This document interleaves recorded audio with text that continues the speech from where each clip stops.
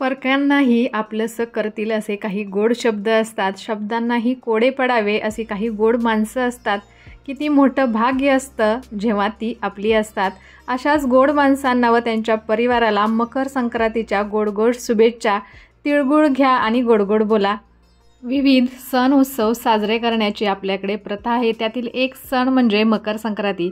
तर मकर संक्रांतीच्या दिवशी गंगा स्नान आणि दान करण्याला महत्त्व आहे. भारतात वेगवेगळ्या राज्यात वेगवेगळ्या पद्धतीने हा सण साजरा केला जातो. तर महाराष्ट्र आणि गुजरातमध्ये या सणाचा उत्सव मोठ्या प्रमाणात असतो. त्यानुसार आपण यावर्षी म्हणजे 2024मध्ये मकर संक्रांती कधी आहे, शुभ मुहूर्त काय आहे आणि या मकर संक्रांतीचं महत्त्व काय असणार आहे, आपल्या महाराष्ट्रामध्ये मकर संक्रांत हा सण कसा साजरा करतात.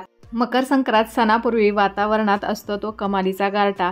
प्रत्येक सजीवाला या थंडीची हुडहुडी फार गारेगार करून सोडते. कधी एकदा सूर्य तापतोय आणि ही थंडी कमी होते असे प्रत्येकाला वाटते आणि हा सूर्यदेव तापायलाच तयार नसतो, तो तयार होतो ते या मकर संक्रांतीपासून. शेतकऱ्यांसाठी मकर संक्रांत हा अत्यंत महत्त्वाचा दिवस आहे, कारण ते सर्व त्यांच्या पिकांची कापणी करतात. भारतातील एकमेव सण जो 14 किंवा 15 जानेवारी रोजी साजरा केला जातो तो म्हणजे मकर संक्रांती. आज सूर्य उत्तरेकडे सरकत आहे. सूर्य हिंदूंसाठी प्रकाश, शक्ती आणि ज्ञानाचे प्रतिनिधित्व करतो.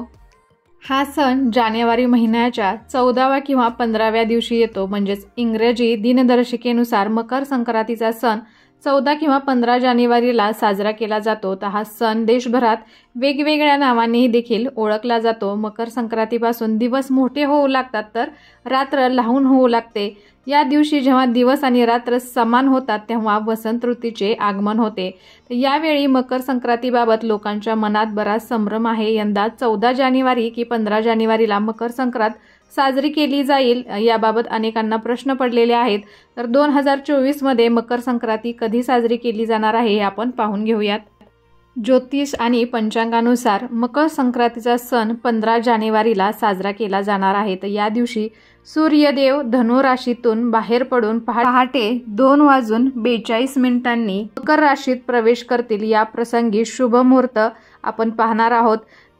15 जानेवारी रोजी पहाटे 2:42 सूर्य मकर राशीत प्रवेश करत आहे. तर मकर संक्रांतीचा महापुण्यकाळ हा 15 जानेवारीला सकाळी 7:17 ते सायंकाळी 6:20 असणार आहे.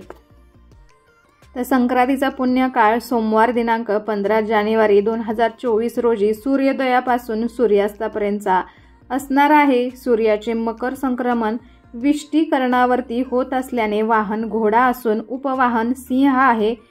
तिने काळे वस्त्र परिधान केले असून हातात भाला घेतला आहे. हळदीचा टिळा लावलेला आहे.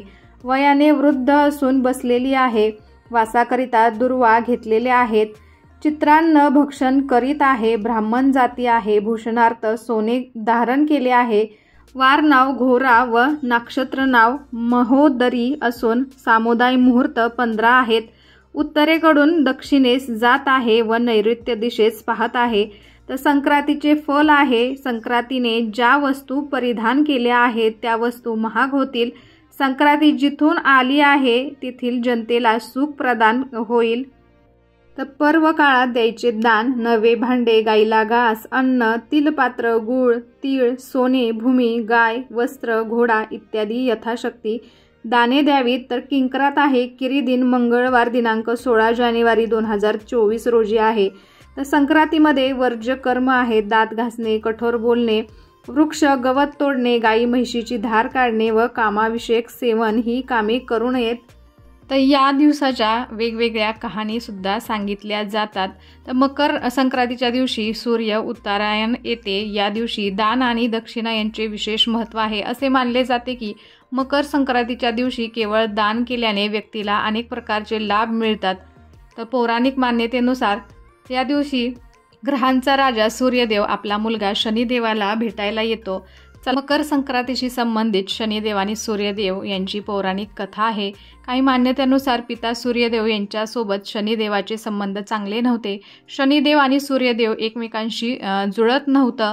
देवी पुराणात सांगितलं आहे की जेव्हा सूर्यदेव आपला मुलगा शनिदेवाला पहिल्यांदा भेटायला गेले तेव्हा शनिदेवाने त्यांना काळे तीळ अर्पण केले आणि त्याद्वारे त्यांची पूजा केली। यावर सूर्यदेव खूप प्रसन्न झाले। सूर्याने शनीला आशीर्वाद दिला की जेव्हा तो मकर राशीत आपल्या घरी येईल तेव्हा त्याचे घर संपत्तीने भरून जाईल। तेव्हापासून मकर संक्रांत साजरी केली जाते। मकर संक्रांतीच्या दिवशी आंघोळीपूर्वी काहीही खाऊ नये किंवा पिऊ नये। मकर संक्रांतीच्या दिवशी तिळाचे दान करणे खूप शुभ मानले जाते। या दिवशी काळे तीळ दान केल्याने शनिदेवाच्या 7.5 आणि 7.5पासून आराम मिळतो। मकर संक्रांतीच्या दिवशी सूर्यदेवाची पूजा काळ्या तिळाने केली जाते। तर या दिवशी तुमच्या घरी कोणी भिकारी, साधू, वृद्ध किंवा असहाय्य व्यक्ती आल्यास त्याला कधीही रिकाम्या हाताने जाऊ देऊ नका। मकर संक्रांतीच्या दिवशी सूर्यदेवाच्या उपासनेला खूप महत्त्व आहे। या दिवशी त्याला प्रसन्न करण्यासाठी सूर्यदेवाच्या मंत्राचा जप करायचा आहे। या दिवशी सूर्याला अर्घ्य अर्पण करताना ओम ह्रीं हरी सूर्याय नमः या विशेष मंत्राचा जप करावा। या दिवशी तीळ आणि मूग डाळीपासून बनवलेल्या खिचडीचे सेवन करणे चांगले मानले जाते। कशी वाटली आजची माहिती मला नक्कीच कमेंट करून सांगा आणि असेच संक्रांतीबद्दलच्या बऱ्याच माहितीचे व्हिडिओ आपल्या चॅनलवरती लवकरच येणार आहेत। तर चॅनलला सबस्क्राईब केलं नसेल तर सबस्क्राईब करून ठेवा। त्याचबरोबर बेल आयकॉनही क्लिक करा जेणेकरून तुम्हाला माझ्या नवनवीन व्हिडिओची नोटिफिकेशन नक्कीच मिळेल। चला तर भेटूया अशा छानशा व्हिडिओ बरोबर। तोपर्यंत धन्यवाद। श्री स्वामी समर्थ।